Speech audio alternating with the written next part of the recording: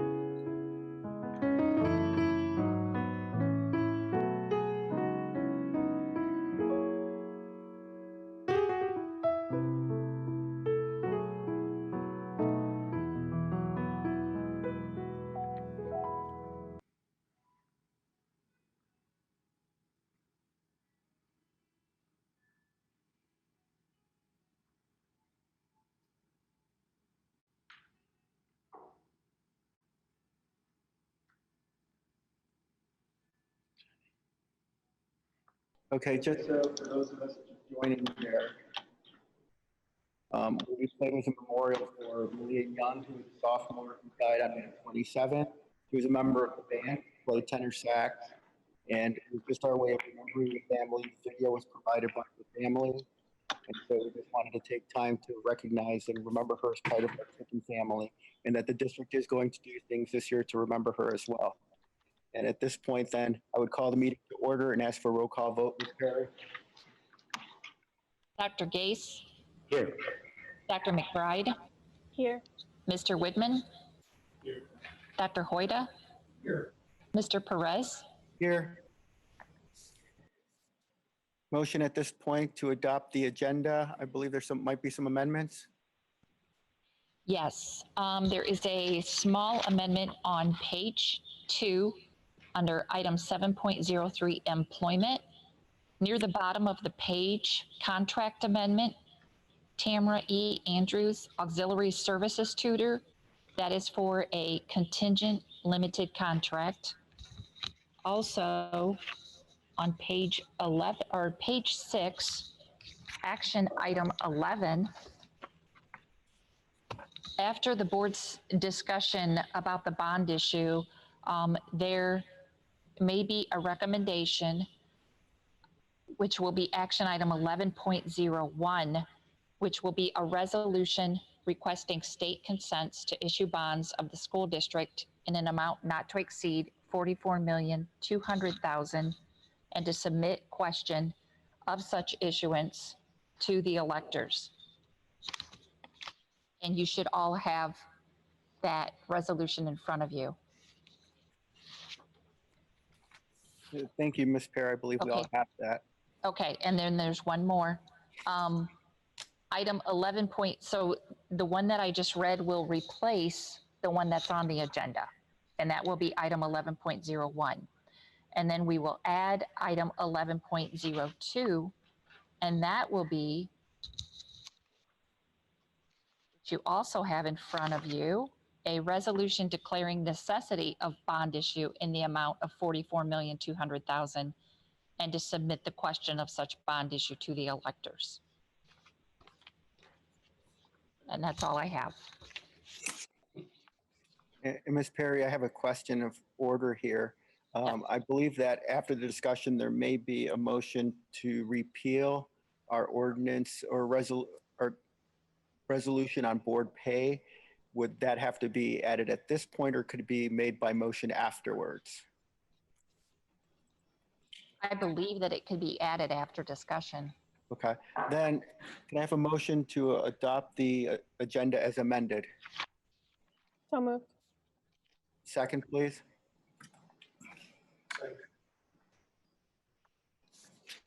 Okay, vote please. Dr. McBride, Yes. Mr. Widman, Yes. Dr. Gates, Yes. Dr. Hoyda, Yes. Mr. Perez. Yes. Okay, turning to the agenda now, board reports. Under committee reports, as the legislative liaison, I would only report that the House and Senate and the governor have passed what has been known as the Religious Liberties Act, which also included some COVID corrections that were thrown in there from a Senate bill.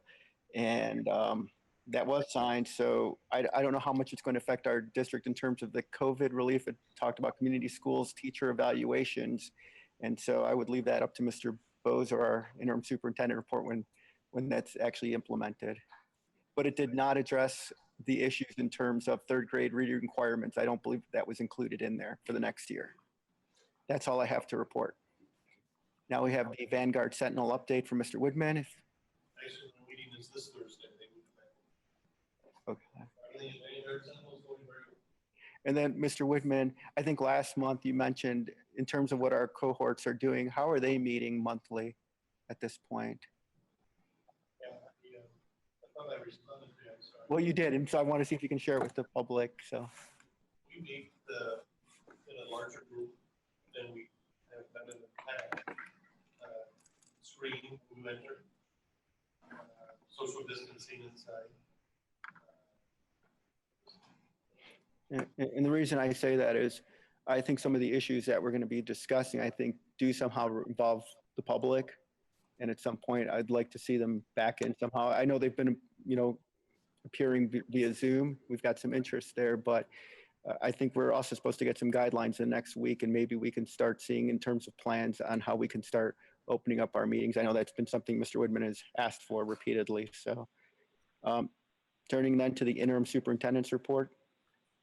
Thank you, Mr. Perez. Over the course of the last several weeks of school, we were part of the remote learning process, distant learning process. And as you're all aware, it was something that we were kind of thrown into rather quickly. And we really did the best we could in the situation that was handed to us. So knowing that there is the possibility of having some form of distance learning or remote learning occur in the fall, we put a survey out to our students and families. And just today we put out one to our teaching staff regarding, what went well, what didn't go well. And we also included in there what ifs, what ifs, students are able to return to the physical buildings in August. What if we need to have some kind of blended learning opportunity? What if it's all remote? How would you respond as a parent, as a student, as a family, if those are the situations we're dealt? So Mrs. Kuhn, spearheaded that survey, and we got a fairly large response, which is awesome.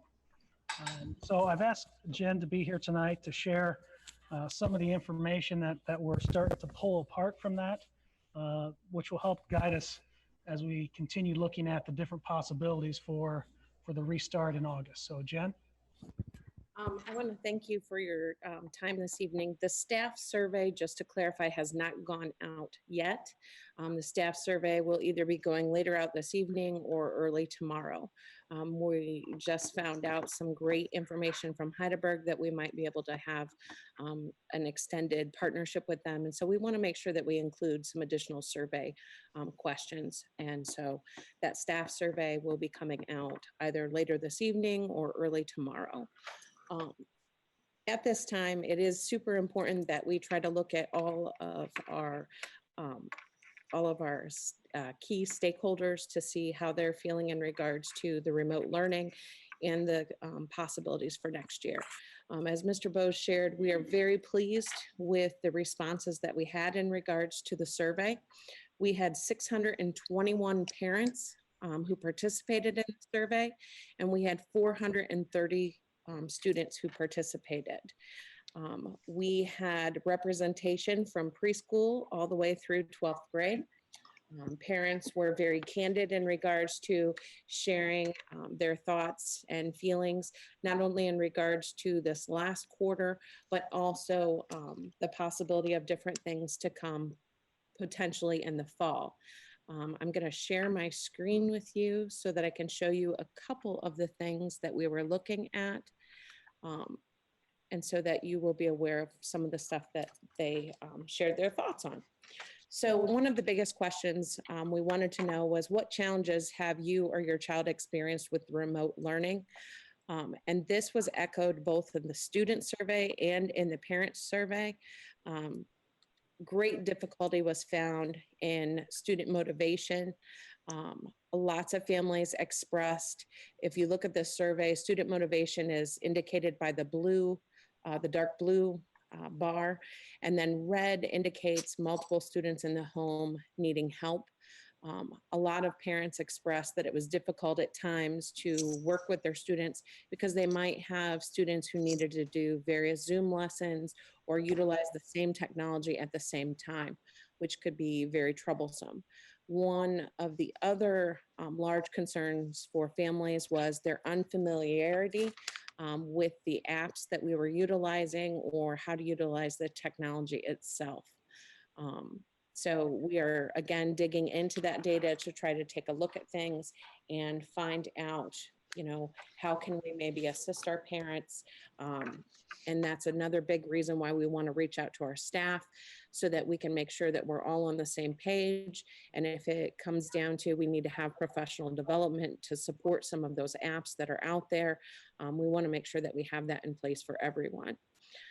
One of the big things that came up, of course, when we're talking about remote learning is technology. In regards to technology, we had about 20% of our families indicate that they had borrowed technology from the district.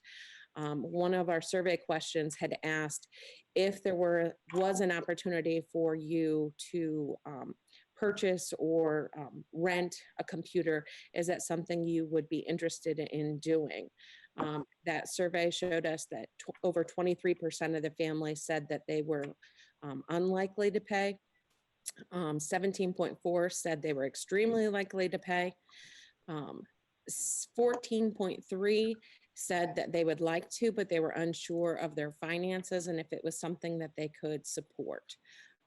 So we know that technology is a concern and that parents want that and need it, but we also know that we have to be creative in how we go about getting some technology for our families and our students in particular. So one of the next things that I'd like to highlight is the question that had asked, based on what you know about the coronavirus now, rate your level of concern by identifying what type of learning environment you would most likely choose or feel comfortable with. As you look through the survey results, which I will share in the board report, the first question dealt with if students and staff were asked to wear masks. It was pretty predominant in regards that families are not comfortable with students wearing masks in the schools. When I dug into the comments, a lot of concern comes with possible breathing problems and the heat within the buildings and those different types of things. So that's a concern that they have with wearing masks. If masks are not worn, again, you can see where it rises that parents are much more interested in students attending school if there are no masks that are worn, or we're looking at limiting them. If students go full-time to school. So our parents are extremely interested in having students attend full-time at Tiffin City Schools. They want that continuity of instruction. They want to make sure that those emotional supports are in place and that we're able also to take care of our students in regards to meals and of course the education in general. If students were to go in the classroom in a varied schedule, they still showed support for Tiffin City Schools and wanting to have their students attend. Students are unable to return to the building. Parents are very unsure of what this might mean and how it may impact their families. There are many, about half of them, who have said they would still stay with Tiffin City Schools with a remote learning process. But as you can see, there are others that are indicating that they may be interested in looking in additional options outside of Tiffin City Schools if we were not able to come back on a full-time basis.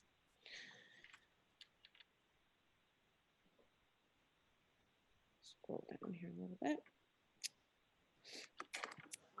When we looked at asking parents for additional information, we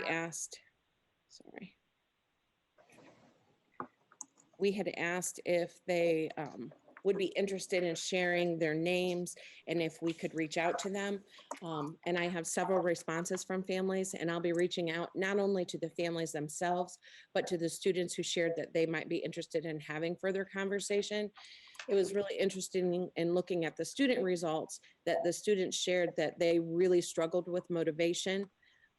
That while they missed the socialization of school, they found it to be very difficult at times to keep their things organized and to stay on top of things. And some of our most talented students are perhaps those that have voiced the largest concern with the remote learning experience, in that they want to make sure that they're doing the best that they can, but that they share how valuable that in-class lesson is, and that communication that they have not only with the teachers, but also with their classmates. So that is all the information I have at this time. We will be sending that survey out to staff members, and we'll give them a week to complete it, and then I will have that information to share and add also. Any questions?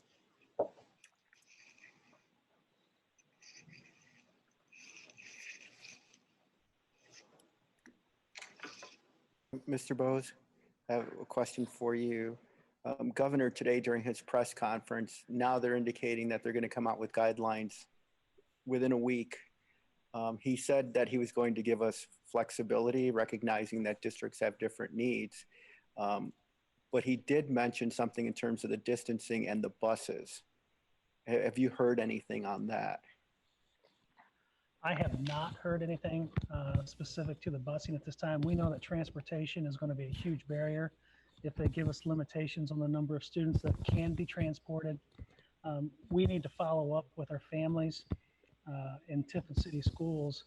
And actually, Dr. Hoyta had given me a document from an area school where parents, if it came down to a transportation issue and limitations on the buses, whether a parent or a family would be willing to transport their child to save some seats, so to speak.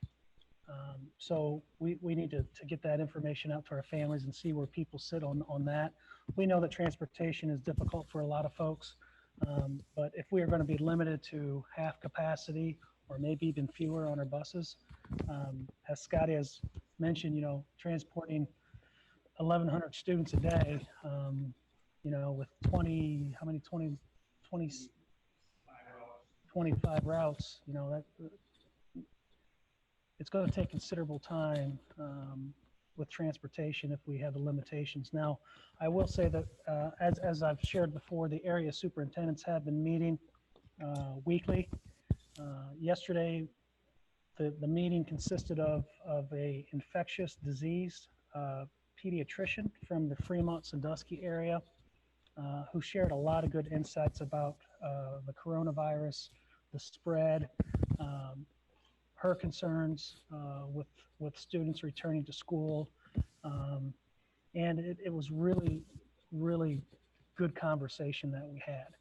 And regardless of all the precautions that school districts, not only in the area or around the state, take, with cleaning and sanitizing and disinfecting, we have to come to the realization that we're not going to stop the spread. It is still going to be there. We can make all these changes and do all these things, but the reality is that someone is still going to get corona. And we have to be prepared to respond to those situations, whether it's on the bus, in the classroom, on the athletic fields, in the gym, whatever it may be. And we will do our very best to make sure that everything is clean and sanitized and disinfected on a regular basis to help mitigate that as much as possible. Has there been any discussion from any of the staff regarding PPE for especially for the teachers that work with younger students? Or has there been any discussion in your groups in terms of what temperature sensors we could use at the buildings? Or, and then I think ultimately is in a worst case scenario in terms of busing, do we have the possibility of going to like K-5 buildings if needed to be to eliminate most of the busing? So you want to go away from the current configuration and Correct. And go back to K-5. That's always a possibility, but with 8 weeks to go, that would be extremely difficult. And that's what I'm saying. So yes. So we want to stay tuned as well. We heard the same thing last week, that there was going to be some guidelines given out. And, we know there's basically 3 options that all schools are going to have to look at. Kids are going to be in school, kids are going to be some form of blended learning, or kids are going to be online. Now what that looks like will probably look different from the Seneca County, Ohio's to the Franklin County, Ohio's, based on the spread of corona. So we're all in it together. We've all heard that thrown out there several times. The area superintendents are all on the same page. And we continue to have good discussions and conversations about what it may or may not look like come August. So stay tuned is the best answer I have right now. thank you, sir. Any other questions on that issue? Yeah, are the superintendents hoping to come out at a certain time? Are you looking to have a plan by a certain date, or is it kind of all in flux because we don't have a lot of answers? Right, and that's we're waiting to see these guidelines to give us the specifics on such as transportation and what the requirements are going to be when it comes to PPEs and social distancing of the 6 foot or maybe even possibly 4 or 5 foot, whatever that may look like. So we're just kind of in a holding pattern here, but we would hope that by mid-July we will have everything in place to move forward in August. Anything else on that one? Thanks, Jen. Appreciate your time and looking at that data and compiling that. I know there's a wealth of information in there, and we'll keep digging at it. And I know when the teachers and the staff get their survey, there'll be even more information for us to dig through. So, all right. The second item I have is each year we recognize businesses in our community that support us and help us out in different avenues of the school setting. This year we have several area businesses that really put time and effort and monetary value into the Pay It Forward program. If you remember, that's the garage out behind the administrative building that we kind of transformed into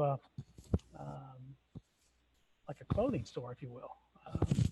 To assist with the families in our communities if they need some things. And it's kind of twofold because not only do the families in our community benefit, but our students are benefiting from Columbian High School because they're the ones running it and they're learning some valuable life skills in doing that. So we want to recognize, and I just received the certificates yesterday, but again, hopefully when things loosen up a little bit more, hopefully maybe next month, we'll be able to get these businesses in here to recognize them formally. But we certainly want to thank them for their support.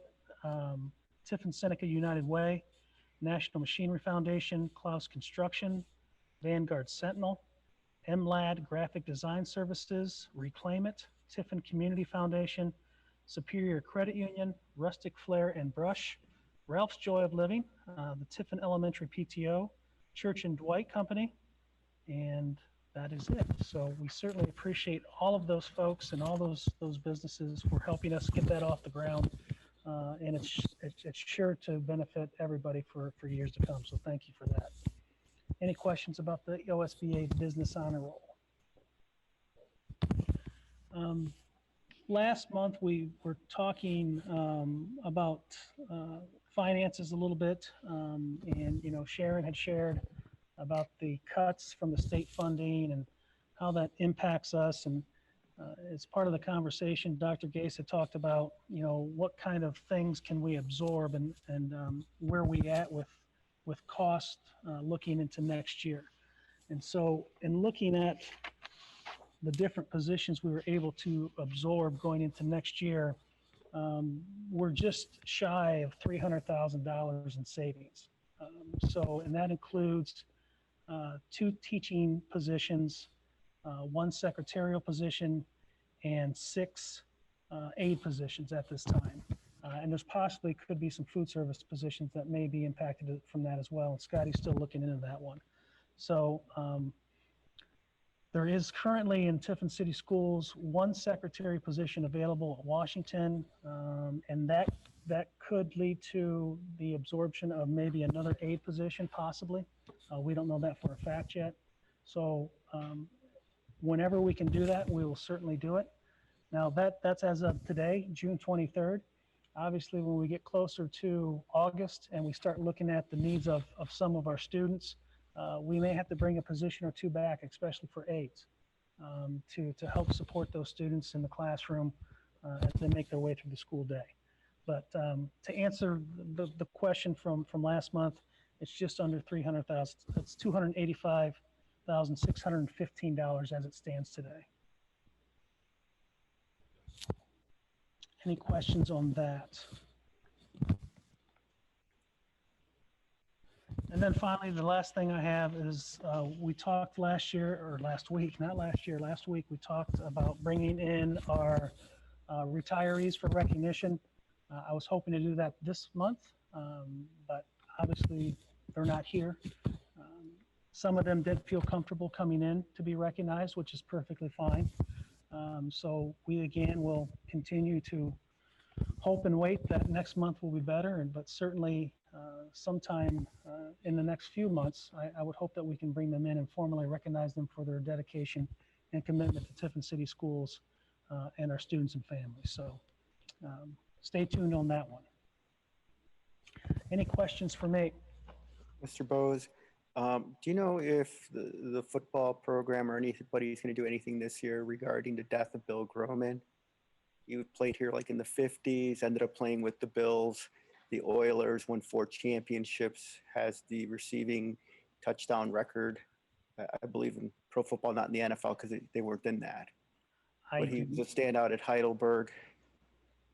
I do not, but I will certainly have a conversation. I know that Mr. Gillig was like sharing that information before he died like last week. So okay. I'll talk with Mr. Hartzell and see what we can do. Thank you. Anything else for me? Thank you.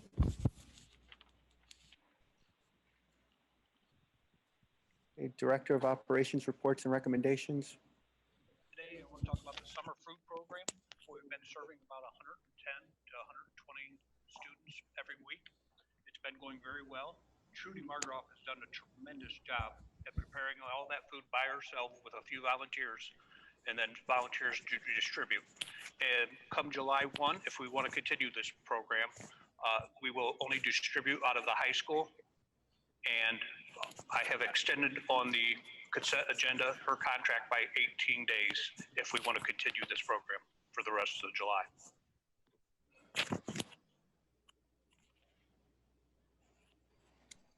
I know, Victor, you've been a volunteer a couple different times at the distribution. I think it's a good program for the families.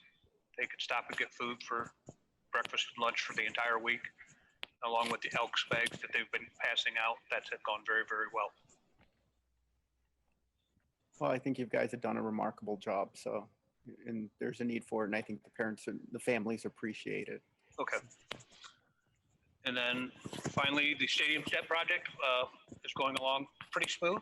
They were supposed to pour their first pour on Monday, but due to rain, they pushed it till tomorrow morning, which is rain-free. So keep moving along with the stadium steps.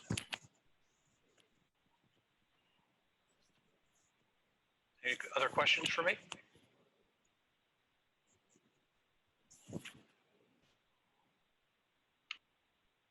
Okay. Next is our opportunity for the public to address the board, and persons wishing to submit public comment to be read aloud at this regular meeting can do so by emailing it at the address we provided. And then the meeting is also available on Zoom. First of all, did we get any emails to be read?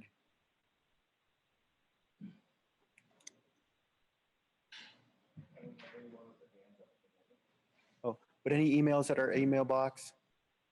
No. And any hands up in the Zoom who want to comment now? If you do, just identify yourself with the raising your hand logo, and then when you're recognized, just identify yourself.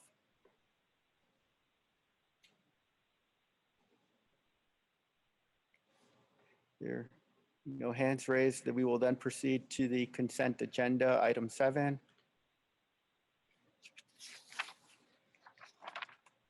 Consent agenda is 7.01. Approve the minutes from the May and June board meetings.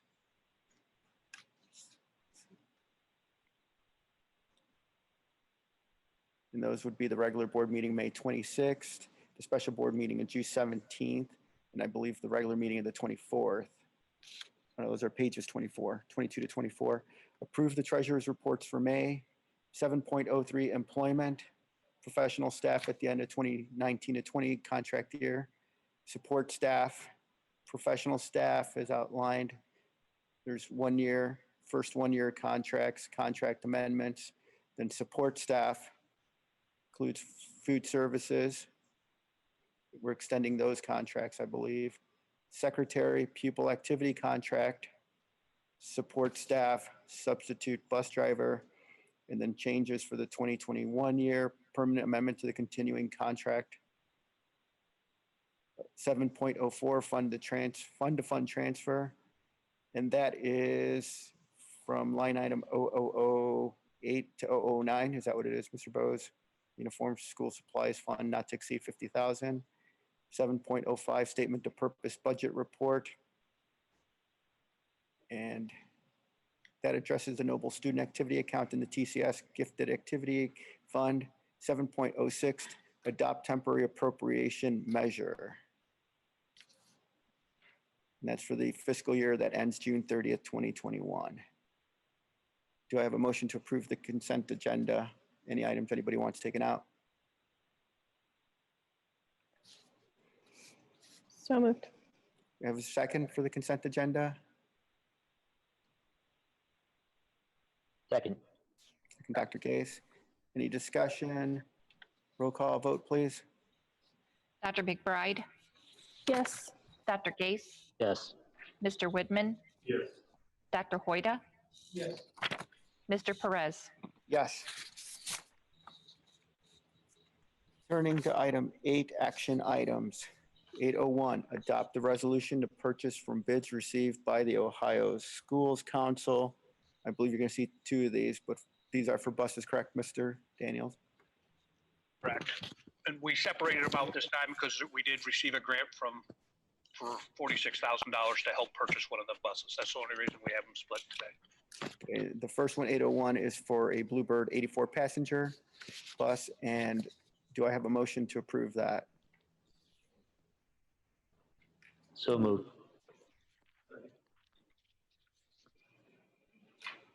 Ms. Perry, were you able to hear that? I have Dr. Gase moved. Okay. Go ahead. Did we receive a second?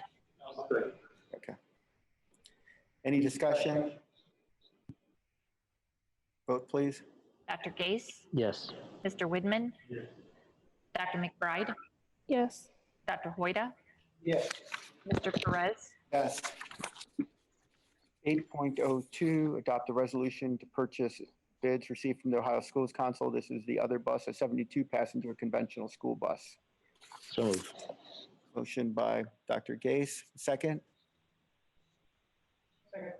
Second, Dr. Hoyda. Any discussion? Vote, please. Dr. Gase, Yes. Dr. Hoyda, Yes. Dr. McBride, Yes. Mr. Widman, Yes. Mr. Perez. Yes.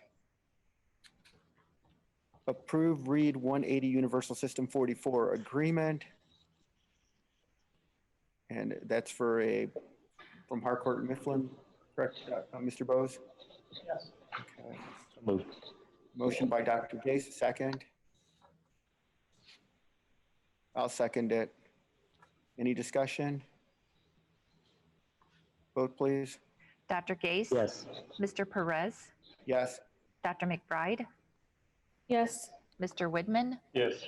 Dr. Hoyda, Yes. 8.04, approve Apex Learning Agreement. So moved. Motion, Dr. Gase, second. Second. Second, Dr. McBride. Any discussion? Roll call vote, please. Dr. Gase, Yes. Dr. McBride, Yes. Mr. Widman, Yes. Dr. Hoyda, Yes. Mr. Perez, Yes. 8.05, approve the VHS Learning Contract. And that's a membership contract for the 2020-21 school year, exhibited on pages 46 to 49. So moved. Motion, Dr. Gase, second. Second. Second, Dr. Hoyda. Any discussion? Vote, please. Dr. Gase, Yes. Dr. Hoyda, Yes.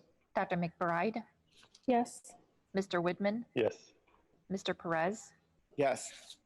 8.06, approve the administrator contract. The interim superintendent recommends Tiffin City School Board approve the following administrator supervisor contracts. This one is for Sean Murphy at the Tiffin Middle School Principal Class 2. Is that what that is? yes. From 20 to 23. You have a motion? So moved. A second? I'll second it. Any discussion? Vote, please. Dr. Gase, Yes. Mr. Perez, Yes. Dr. McBride, Yes. Mr. Widman, Yes. Dr. Hoyda, Yes. 8.07, approve administrator contract. This is for Molly Depew, psychologist, class 4, SP, step 3. So moved. Second. Any discussion? Vote, please. Dr. Gase, Yes. Mr. Widman, Yes. Dr. McBride, Yes. Dr. Hoyda, Yes. Mr. Perez, Yes. 8.8 is approve the 3-year school picture yearbook contract with Life Touch. Do I have a motion?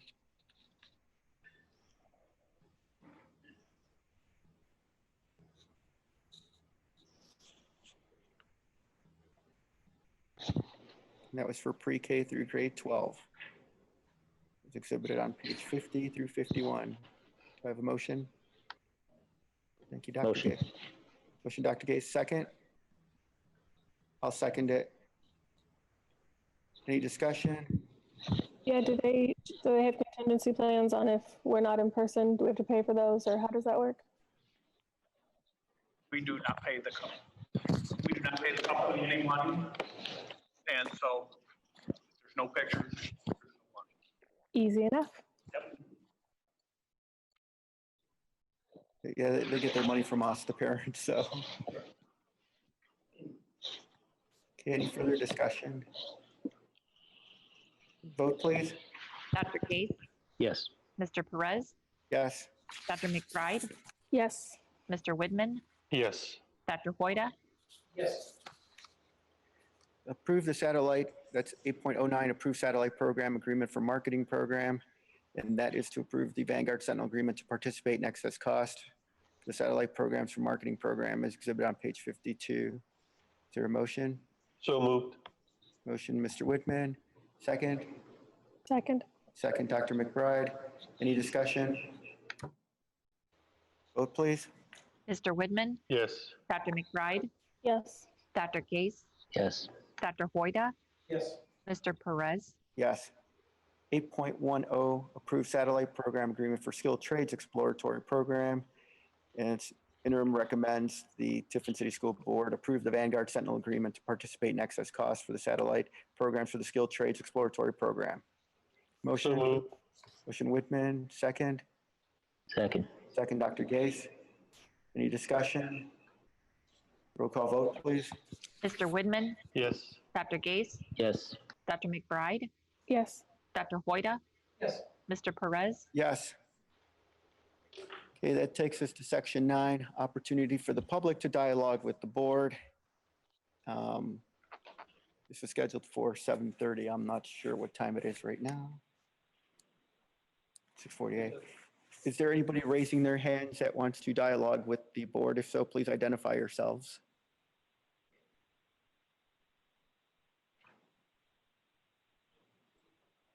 Okay, Mr. Weber is giving me the no sign over there. There isn't anyone at this moment with their hands up. Okay, no one at this moment has their hands up, so I'll give you about a little while longer.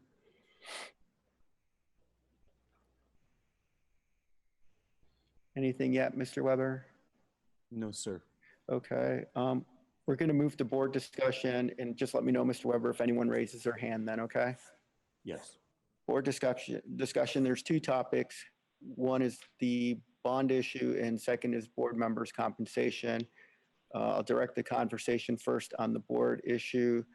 Board member asked me to bring this back up on the agenda. I know we discussed it, I think, last month on whether or not we wanted to go forward in November, discuss the situation.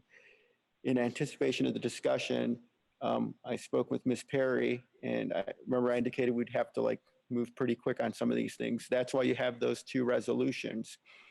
One is the consent document resolution, and the other one is the necessity.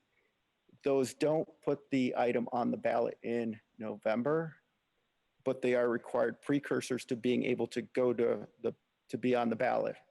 And so Ms. Perry worked extremely hard with bond counsel, and we were actually at the last moment able to get Garmin Miller to offer some assistance, even though we didn't renew a contract with them last month. So the key issues are, in terms of the consent, is we had some issues because the bond rate went down, I believe, and so we had to adjust it that way.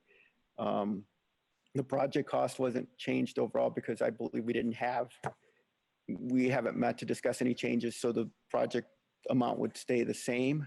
It's only the financing that would change. So with those items discussed, then I'd open up the discussion then at this point to anyone who wants to go first. I also can tell you that Matt Hibner and personnel are on board if you have questions for them. Okay. Sure. I just have a question. I was looking at the minutes from the May 26th meeting. I thought that we talked about not moving forward with this at this time, with the necessity of an operating levy and some of the ambiguity around the financial status given COVID. So again, I'm interested to hear where things shifted or what the ideas are there. Anybody want to comment on that? Sure, I'll comment. I believe we made it clear last year that we thought, at least I in particular, thought it appropriate to let the voters decide, not 5 board members decide on the appropriateness of either a new school building, which ultimately we know we'll need. And if so, whether we're willing to provide money in order to get the 68% state contribution. And given the fact that the Facilities Commission is in all probability going to have their funds cut, we will see a significant reduction should we choose to go back at a later date. If the program even exists, it's quite possible that the program may go out of existence because they may say that we've moved on to something different to give the district in Ohio support. And so they provide financial support for a lot of schools throughout the state. And they may finally just say, money's run out, we can't do it. That decision probably won't be made till later this year. But a decision for the following year will be known by September. So should that decision come back indicating that we have a drastic reduction or elimination of the program, the voters might decide that the 30-some million that we're getting a gift from the state might be worth it. I don't know, and call me stupid, but I think if somebody's willing to offer you $30-some million to put a new building up that we're going to need eventually, I think you ought to think about it. At least give the voters a chance to decide. If they don't want it, then we'll go to Plan B, which is either pay for another building without the state requirements, or put money into our decaying buildings, which that's certainly not prudent, but if we have to do it, we'll have to do it. And so this is the same thing that the voters have already voted on, and we saw the results of that. So that wasn't the five of us making that decision. That was the voters. Or am I misunderstanding? I think you are. Dr. McBride, anybody want to comment before she got a second chance around here? Mr. Woodman or Dr. Hoyta?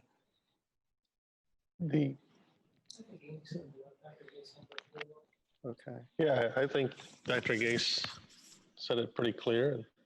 It's not uncommon for a bond issue to go down before it gets passed. You look through the state of Ohio, it's not uncommon. So I think if we go out and educate and explain what the realities are, maybe a little better, I think that could be different. I think that the concern wasn't whether or not we need a new school. I think the voters have to decide that. I think they told us at this point 60 to 33%. I think what it was that they weren't willing to back it at that point. My bigger concern was that I think our pressing need is an operating levy, either that or an income tax. We have a deficit that we need to fix. And my concern was we could have one levy leading into another one that wasn't extremely popular, and that could take down the other one with it. And whether or not that's worth risking an operating levy to build something. I mean, what if we pass the building levy and then can't get an operating levy or an income tax? Then how are we going to staff it? I know there was discussion of trying to do both at the same time, but to be honest, I think Dr. Gase is clear on something, which is November, I believe, is the last chance we have to do it under the previous OFCC approval. If we go next year, the program may not be there. And I think when we talked to Garmin before this last meeting, what he indicated the guess was we'd lose 15% of what we were getting already.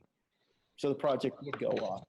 I mean, our financing did go down, but that's the question is, have you guys seen any support in the community that says, yes, we will back you on both, that we will back you on the building and the operating levy since the last time?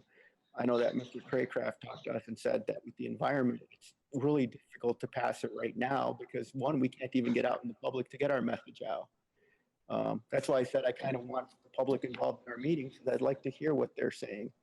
You know, they respond to surveys, they tell us they don't want masks, but I think they also do want eventually a new school somewhere. Maybe they want a smaller school, but I think they want an elementary school. If we took the high school project out of it, would they pass it then? You know, those are the questions we don't have the answers to.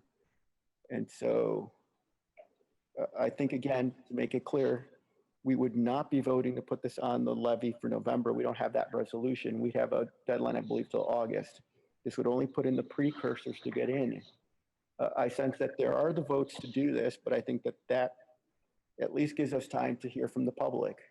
I've spoken to several members of the public, and the problem I'm getting is the same no's are still saying no, and the yeses are still saying yes. So I'd like to see what's changing and what we can do as a board and as a district to get that changed. I think we have an opportunity out there. So any other comments? I think we've seen some data that was just shared where our families have barriers even in paying for a rental fee for technology. And we know we're going to have an operating levy. And I think we're going to have to be very intentional in our prioritizing of what we ask, what financial burdens we ask our families to take on. And when technology barriers or fees for technology are already barriers, we know that we're going to need an operating levy. I think we have to be very intentional in what barriers we ask our families to take on. Can anybody give me a downside to letting it up to the voters? If I could hear you. Can you give me a downside to putting it on the ballot? I haven't heard anything that would say that we should not let the voters decide. And I think you bring up a valid point. It is a presidential election, so it's already a tough one, but I'm guessing most of the costs will be borne by the people running the election. So I think it'll actually reduce some of our costs, Ms. Perry. I think the only thing negative would be that we're getting back out there again for something, and whether or not they see it as just putting the two levies together. Well, and statistically, we know that through research and through survey and through polling, that there's a fatigue in it or a frustration. So do we risk the loss of the operating levy by putting this on there and voters saying no to both? Any other comments? The only thing I've heard is, and this could be just anger over the last issue and what's been going on, is we voted no the first time. What part of it didn't you hear? In terms of, are you guys tone deaf? Are you not responsive to what we're saying? They're saying they did vote and that it was pretty, clear. One other thing was clear is that we didn't have the support of the mayor. And the mayor assured me that the day after the election, he would come to me with support. He didn't want to waste his political capital. That's what he told me. So I'm not sure what political capital you need in Tiffin City, but I'm kind of concerned about we didn't get the support of the mayor. And if we don't get the support of the mayor, he has a lot of people who follows him. So if we get the support of the mayor this time, maybe that's enough. I don't know. I think it's pretty critical if you don't get the support of the mayor.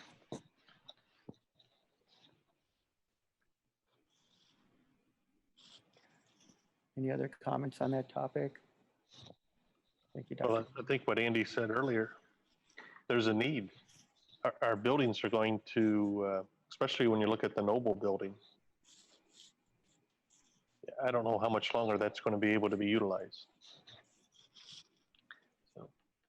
I don't think they'll be too happy with us when we spend, $100,000 for a new boiler or more. That was the estimate. $100,000 invested in a building that's nearly 100 years old. They might not look at it as favorably there. I know I wouldn't.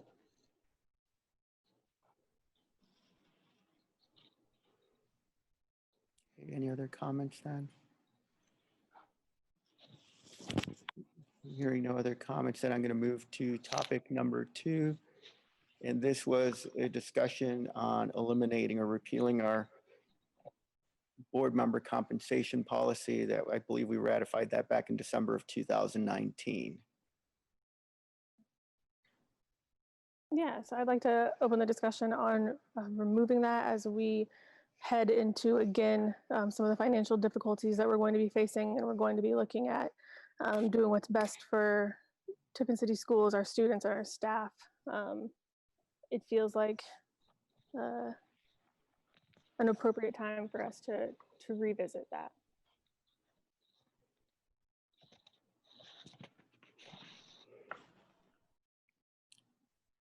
And then just to clarify, when we passed that, only 2 of the members are actually eligible for it because we can't pay for ourselves while you're on the board. So I'm not sure if we enacted it today or next month, whether or not it would be effective on current board members. So it would have to be board members that are elected after the resolution, I believe.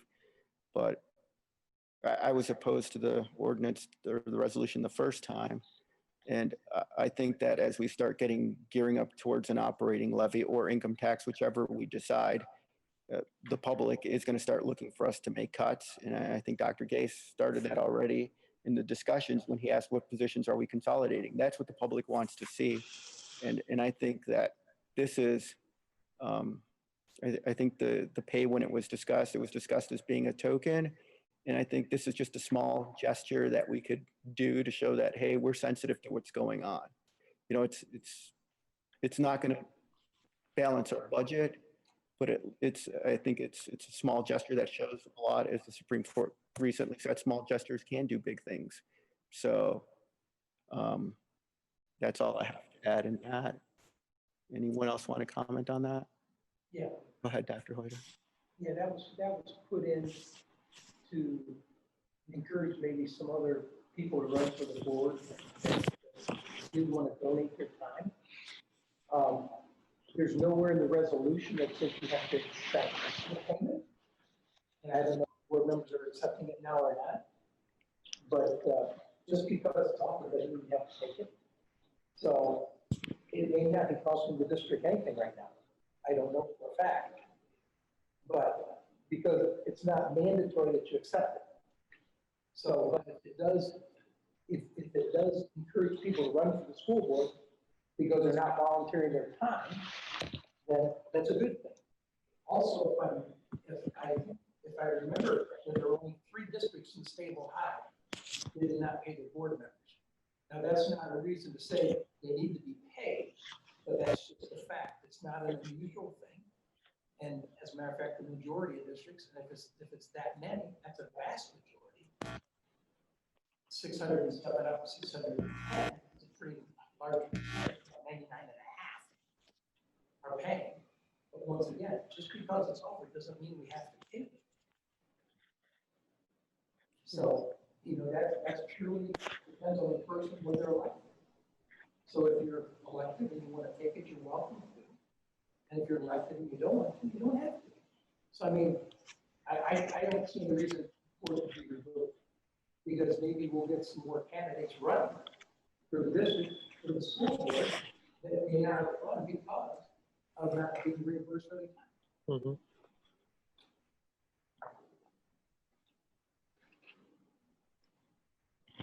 Any other comments? And I think at this point, I did check and nobody has actually been paid yet for this year. So nobody has been paid for yet this year. But they can still put in for it later, so. I mean, it's just a new question. Okay. Any other discussion on that topic?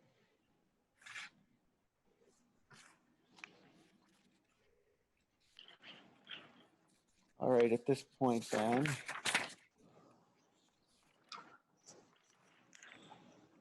and there's no hands up, correct, like last meeting? At this point then, we do have, I put a spot in for action items there. So if the board actually wants to consider putting this back on the November ballot, and again, this is not to put it on the ballot, this is to do the precursors. It would be items 1101 and 11.02. The first one would be the consent, that the state understands that we're going to do this. And the second one is that we have a necessity that we have to do this, and that it spells out the amount in it. 44,200,000. Is that what I read there? At 3.75. So if that is the wish of the board members, then at this point, I would entertain motions on either one of those, but you would have to pass vote. So moved. Second. On which one? The first one? Either one. For the record, I would probably say that you're moving then on the consent from the state that we need, and everyone has been provided that in the copy. Dr. Gase moves to approve the resolution of consent. And a second by Mr. Woodman. Correct? Okay. Any discussion? Roll call vote, please. Dr. Gase, Yes. Mr. Widman, Yes. Dr. McBride, No.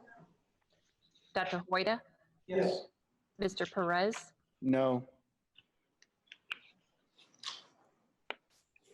Okay, that resolution passed then. And we have 11.2, correct? Which is now the resolution of necessity. And do I have a motion to approve that? So moved. Motion Second. by Dr. Gase, second by Mr. Woodman. Any discussion? Roll call vote, please. Dr. Gase, Yes.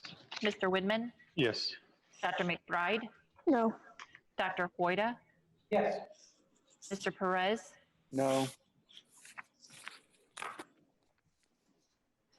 Any additional action items?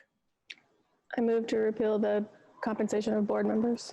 Is there a second? I'll second it. Any discussion? Roll call vote, please. Dr. McBride, Yes. Mr. Perez, Yes. Dr. Gase, No. Mr. Widman, No. Dr. Hoyda, No. Okay, the motion fails then. At this point, we will ask for a motion to go into executive session to hold a session to consider the employment of a public employee, and there will be action afterwards. May I, before we Yes, go ahead, sir. request the motion there, want to recognize our new, if you could talk a little bit about them. Yes, thank you, Mr. Woodman. I was trying to figure out where to put this in the agenda, and he doesn't have a monitor, but Mr. Grubbs is here, our new interim superintendent. In fact, he did sign the agreement, and I have that, and I'm going to execute it. I've spoken to Ms. Braun. We don't need to ratify it. Anybody want to go through a motion to ratify the agreement now that it's been signed, just let me know. But I'd like to welcome him to our district. And do you want to come over and use my monitor to make any comments you want? I don't know. Can you? Okay. I didn't clean it or anything. That's okay. I think I can see myself there. Well, first of all, I just want to, introduce myself. I'm Jim Grubbs. I'm superintendent Gallion for the last 5 years, but I'm excited to be here in Tiffin tonight. Obviously, I already went shopping for some Tiffin wear. Just wanted to make sure that I want everyone to know that I will do everything I can to help the district, help the board, make Tiffin the greatest school we can make it in Seneca County. I always say I want to be the best in the county, if not the best in the state. So we're going to work hard together to move the district in the right direction. And again, I'm excited to be here. And I'll tell everyone up front, I have an open door policy so that if you need to talk to me, feel free to do so at any time. Happy to be here. And just to follow that up, if I could, Mr. President. Go ahead, sir. Want to thank and acknowledge Megan and Jeff for their hard work in the committee to work with the selection process with the ESC. Appreciate Dr. Lahosky and his help through the process. It's not an easy process to go through, and sometimes organizations and groups are lost without guidance. And I think Tiffin City Schools was well served with Megan and Jeff on the inside and Dr. Lahosky on the outside, taking things in for us. And I'm very excited to be working with Jim. So welcome. I look forward to working with you.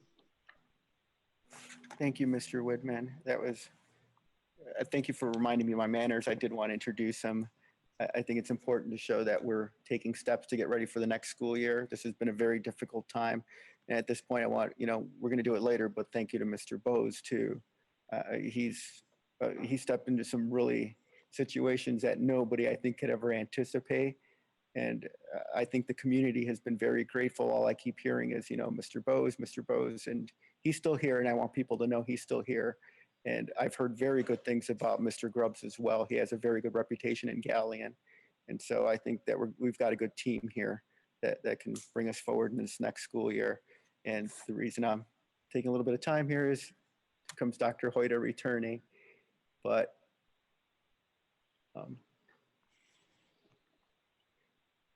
at this point then, Dr. Hoyta, I had that motion then. Do you want me to wait till you get to your seat, sir?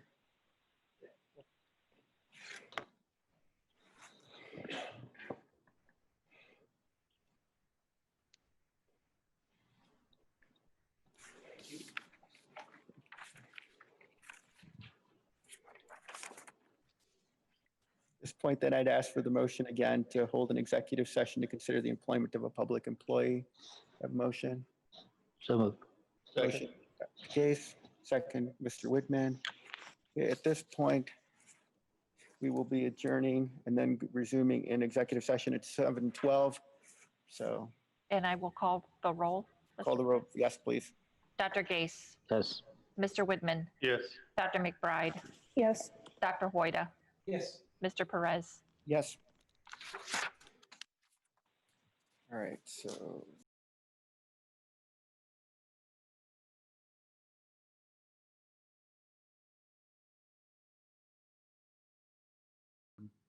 Open it.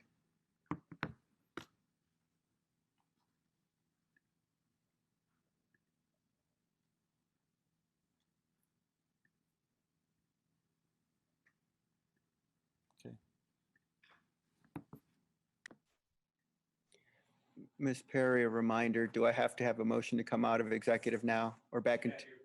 Oh. I did.